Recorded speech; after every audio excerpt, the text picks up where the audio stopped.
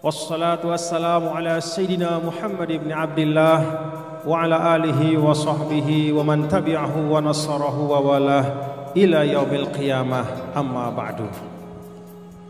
Yang saya muliakan para habaib dan para syarifah,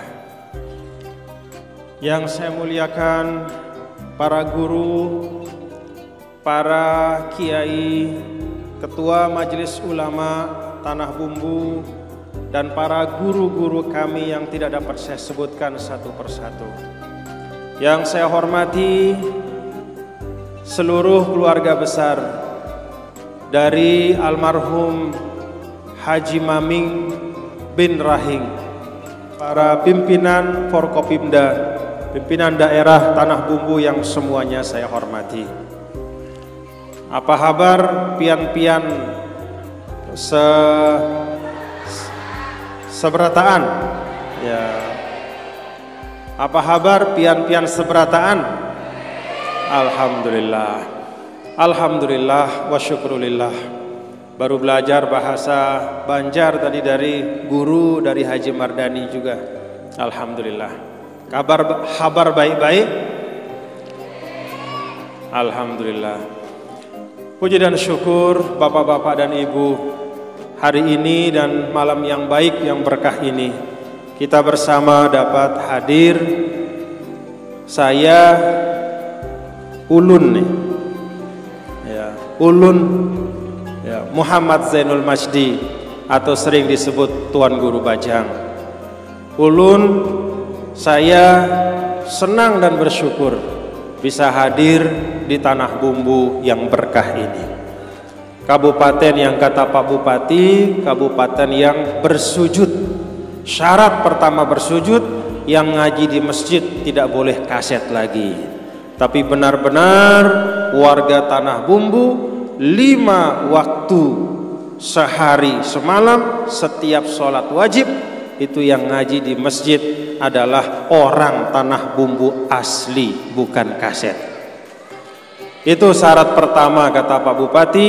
Mudah-mudahan Tanah Bumbu ini benar-benar menjadi tempat tanah yang berkah lahir batinnya. Kita ini umat Islam, Bapak-bapak Ibu, tidak sama derajat kita. Mungkin ada yang alim karena dia lama belajar, ada yang soleh karena amalannya banyak, ada yang taqarrubnya luar biasa kepada Allah, ada juga yang biasa-biasa saja. Kita semua ulun termasuk, ya, kecuali guru-guru kita di sini, ulun sama seperti hadirin dan hadirat sekalian. Kita ini orang-orang biasa dari umat Nabi besar Muhammad sallallahu alaihi wasallam.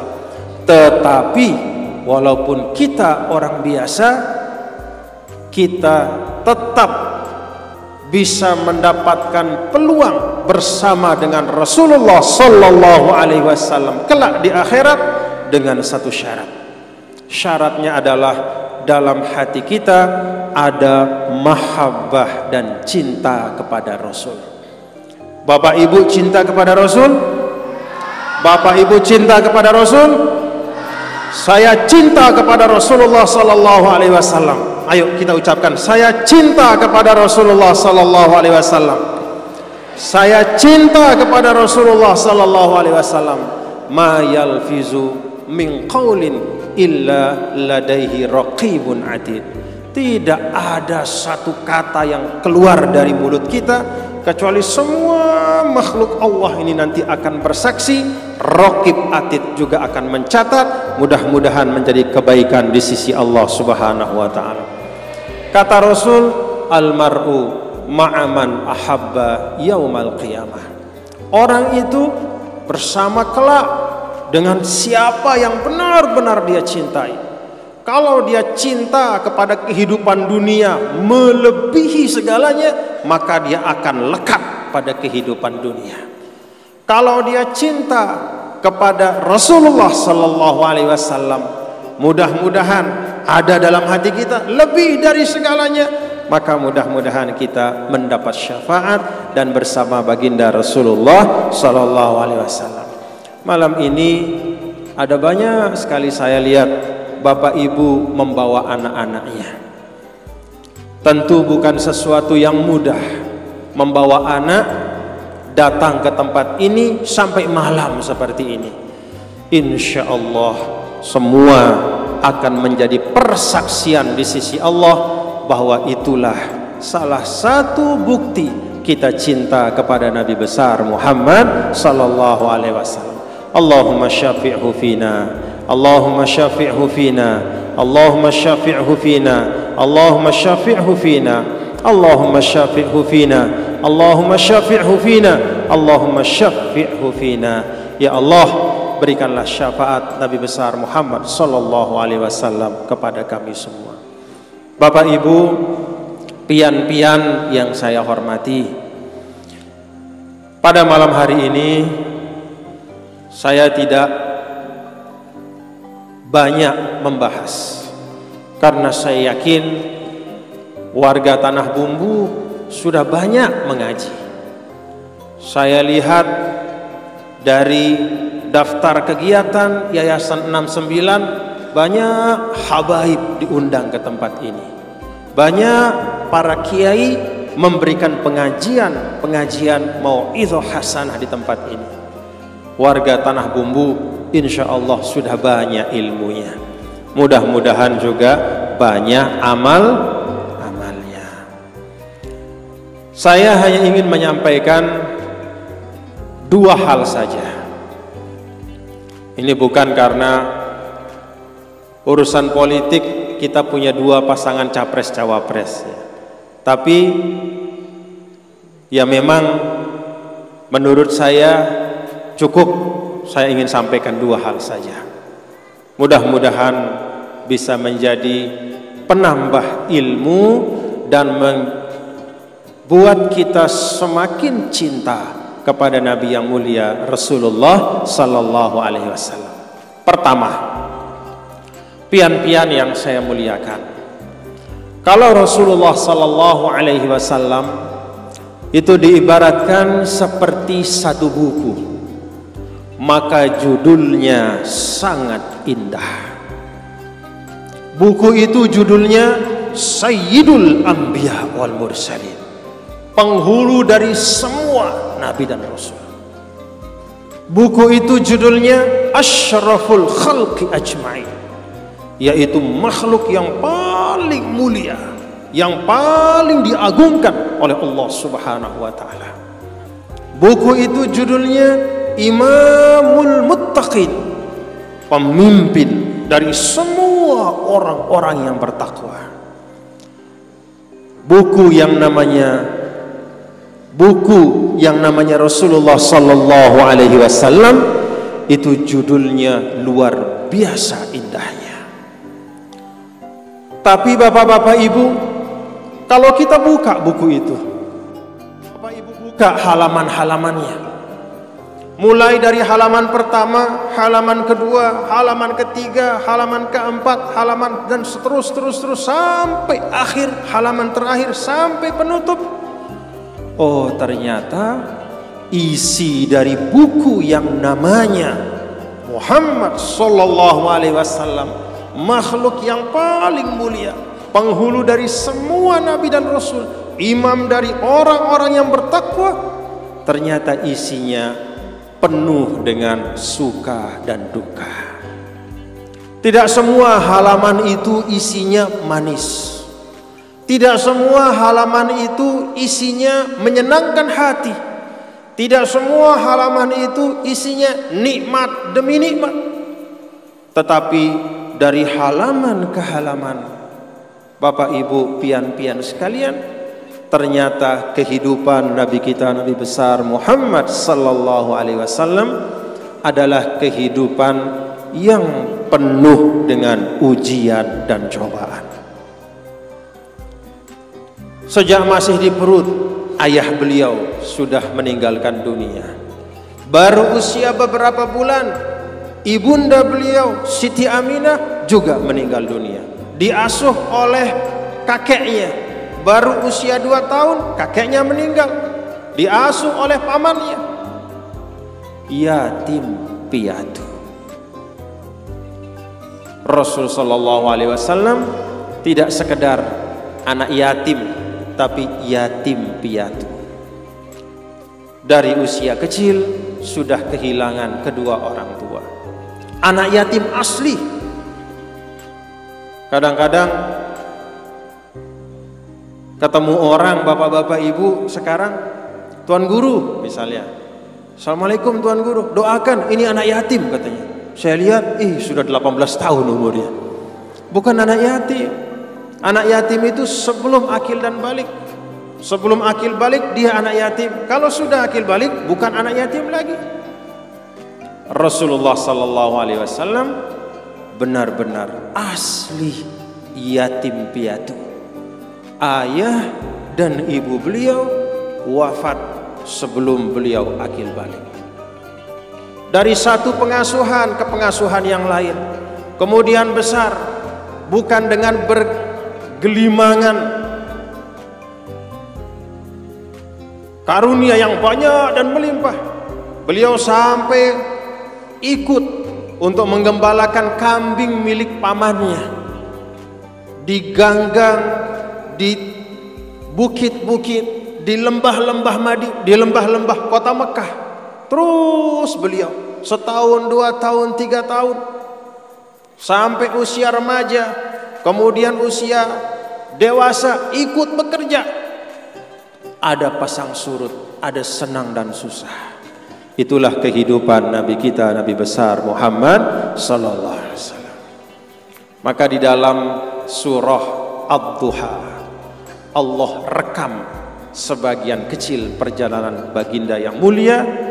Wad-duha wal-laili idza saja ma wadda'aka rabbuka wa ma qala walal akhiratu khairul laka minal ula wala sawfa yu'tika rabbuka fatarda alam yajidaka yatiman fa'awa wa wajadaka dhallam fahada wa wajadaka a'ilam fa'agna. Hidup Nabi yang mulia bukan seperti hidup dongeng. Sama seperti kita Bapak Ibu semua. Ada proses dalam kehidupan. Bapak Ibu dan kita semua ini punya proses. Almarhum Bapak Haji Maming juga berproses panjang sekali.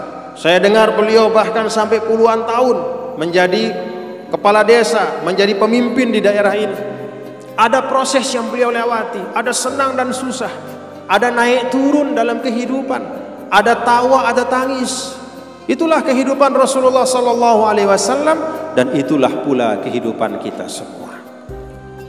Maka Bapak Ibu, pelajaran dari kehidupan Nabi yang mulia Rasulullah sallallahu alaihi wasallam, mari kita jalani kehidupan ini dengan penuh kesyukuran dan kelapangan hati. Banyak syukur Bapak Ibu ya. Alhamdulillah.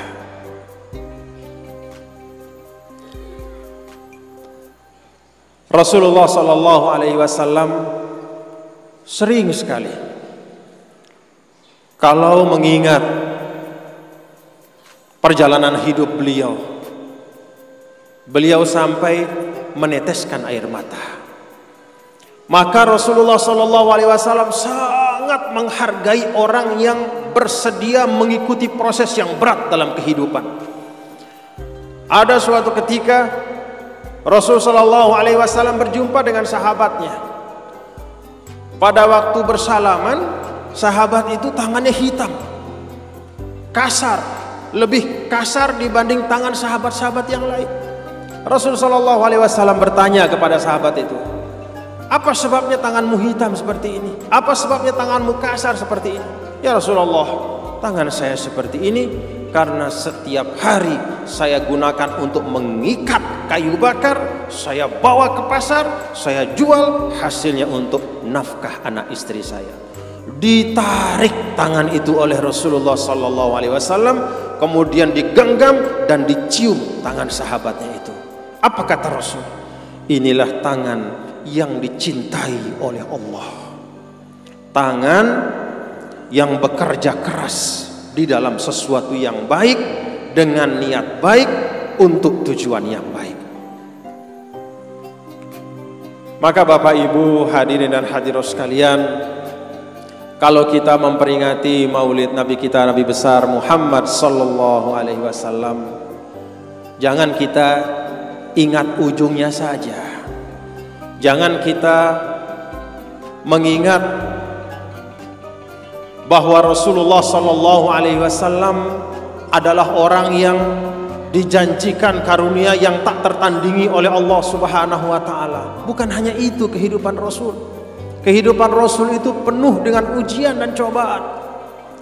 Sampai 3 tahun diblokade di suatu tempat, tidak bisa berdagang berjual beli, sampai akhirnya Rasul beserta istri beliau Sayyidah Khadijah radhiyallahu anha dan sahabat-sahabat dekat beliau terpaksa memakan tumbuh-tumbuhan yang keluar di antara batu, sampai terpaksa menadah air hujan yang keluar dari sela-sela batu, ditadah setetes, 2 tetes, 3 tetes. Keluar dari cobaan itu tidak lama Sayyidah Khadijah meninggal dunia. Tidak lama juga Abu Thalib paman beliau meninggal dunia.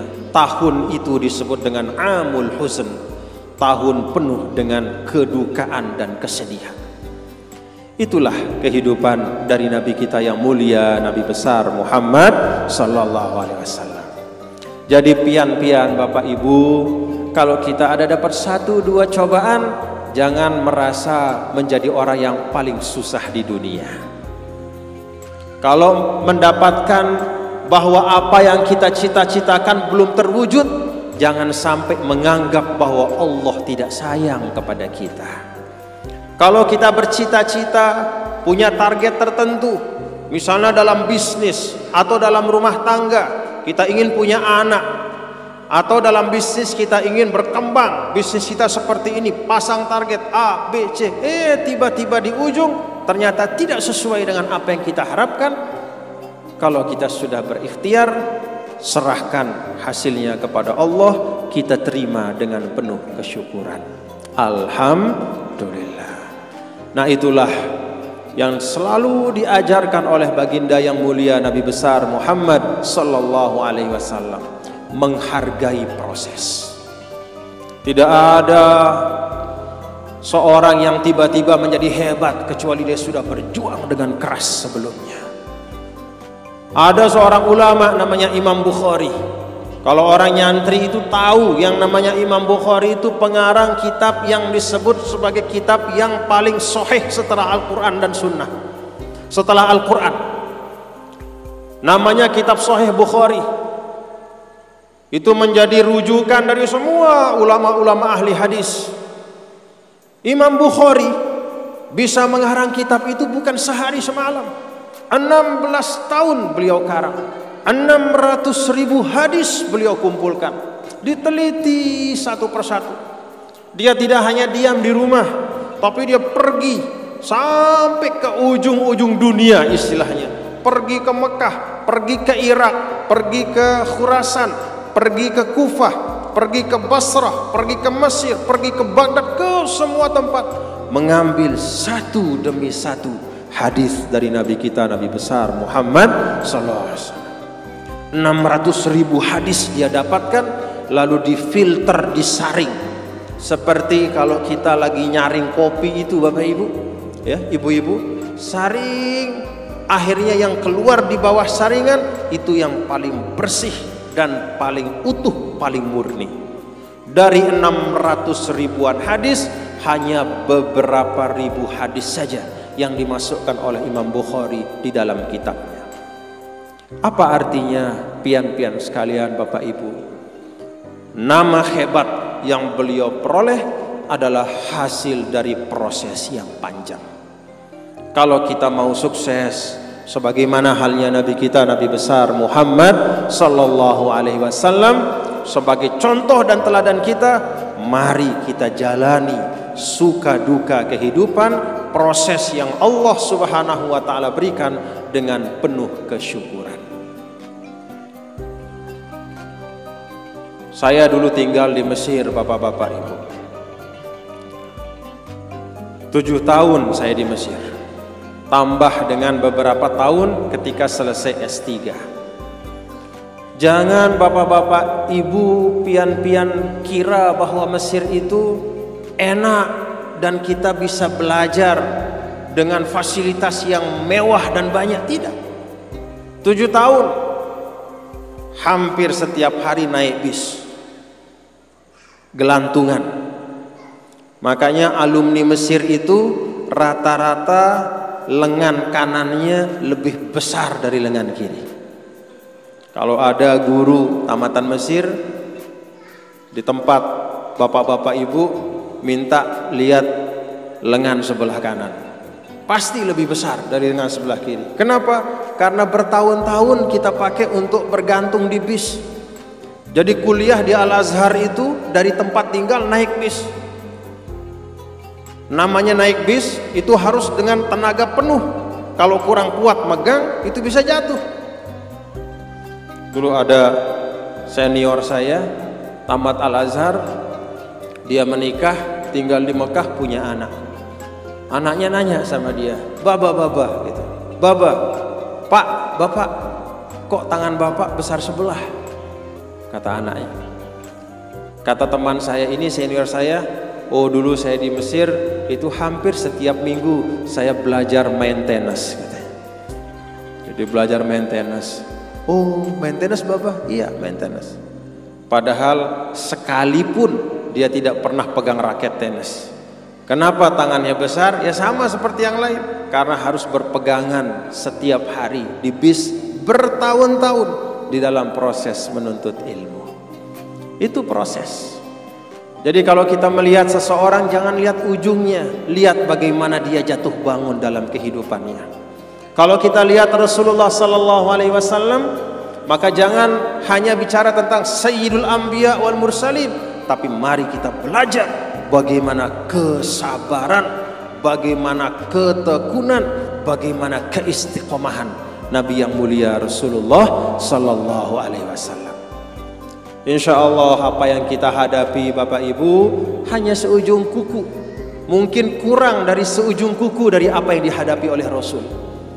Dalam rumah tangga beliau bukannya tidak ada tantangan, banyak tantangan, sampai bahkan keluar atau diturunkan oleh Allah Subhanahu wa Ta'ala beberapa firman yang terkait dengan tuntunan Rasul bersama istri beliau. Artinya apa? Dalam rumah tangga beliau pun itu ada dinamikanya. Rasul Shallallahu Alaihi Wasallam dengan sahabat-sahabatnya bukan semuanya baik-baik dan mulus-mulus saja, tidak, tapi ada pasang surutnya.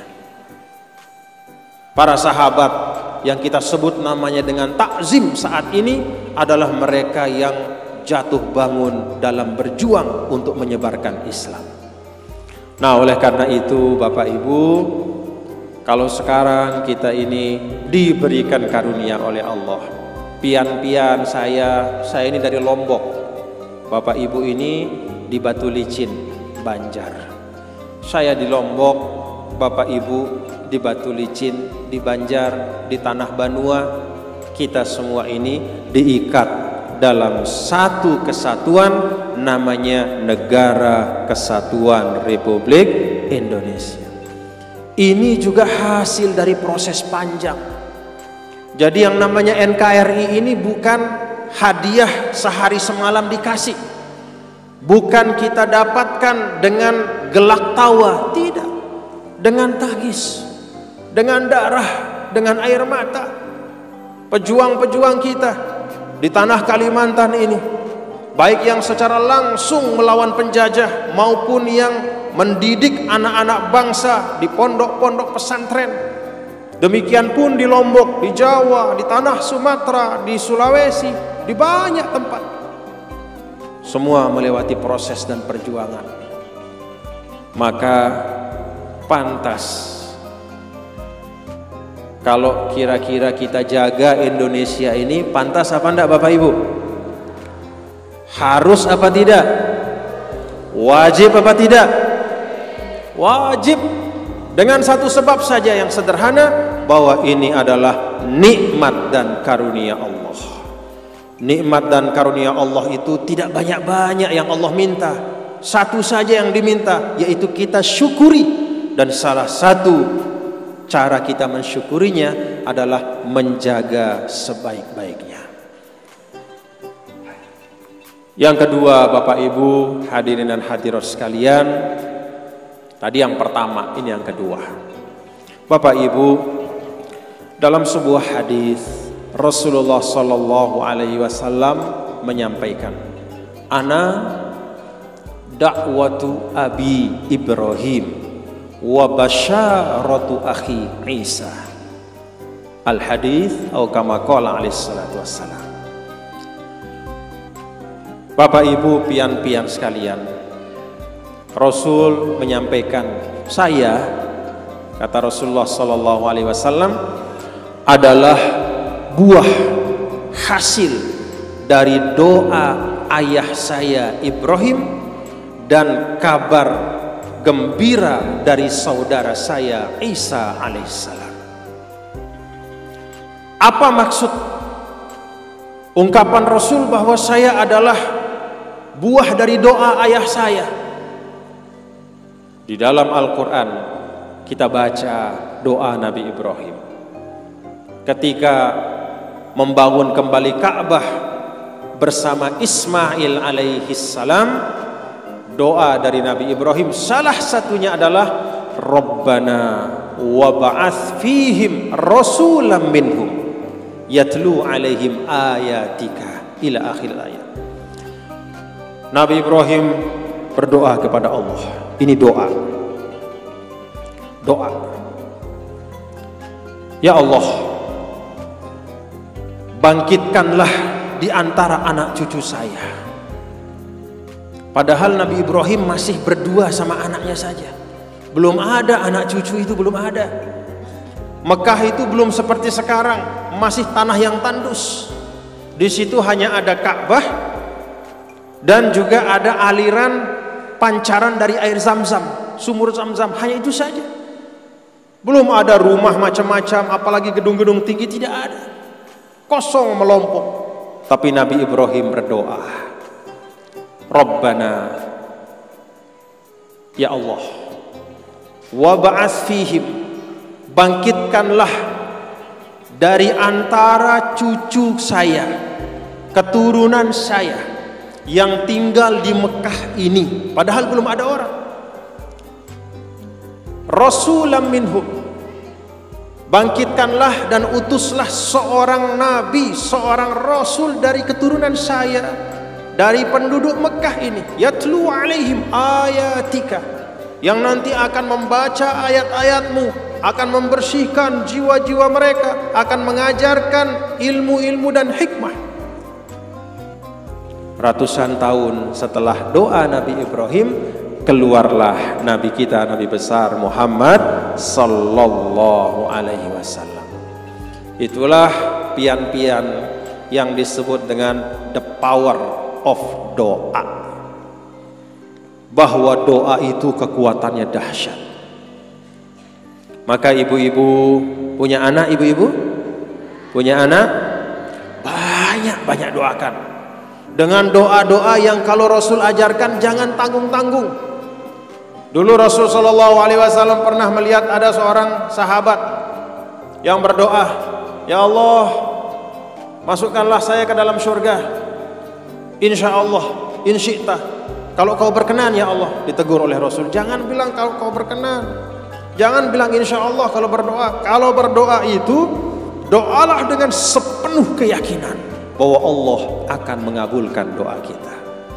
Walaupun sekarang kelihatannya mustahil, anak kita rambutnya panjang sampai punggung, sholatnya bolong-bolong, usianya sudah hampir 20 tahun. Lalu kita sebagai ibu berdoa, ya Allah, jadikanlah anak saya ini hafizul Quran. Rambutnya panjang, sepinggang, sholatnya bolong-bolong. Kuasa Allah di atas segala sesuatu. Doa kalau keluar dari niat yang kuat, dari keyakinan yang utuh dan kokoh, insya Allah akan dikabulkan oleh Allah Subhanahu wa ta'ala. Nah, Bapak Ibu hadirin dan hadirat sekalian, anak-anak kita, generasi yang akan menjadi pemimpin di tanah bumbu ini.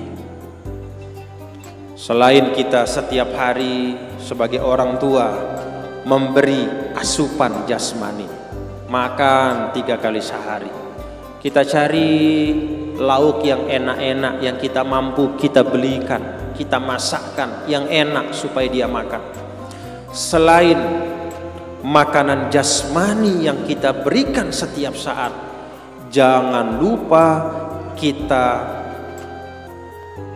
bekali anak-anak kita itu dalam dirinya dengan doa-doa yang terbaik yang kita berikan.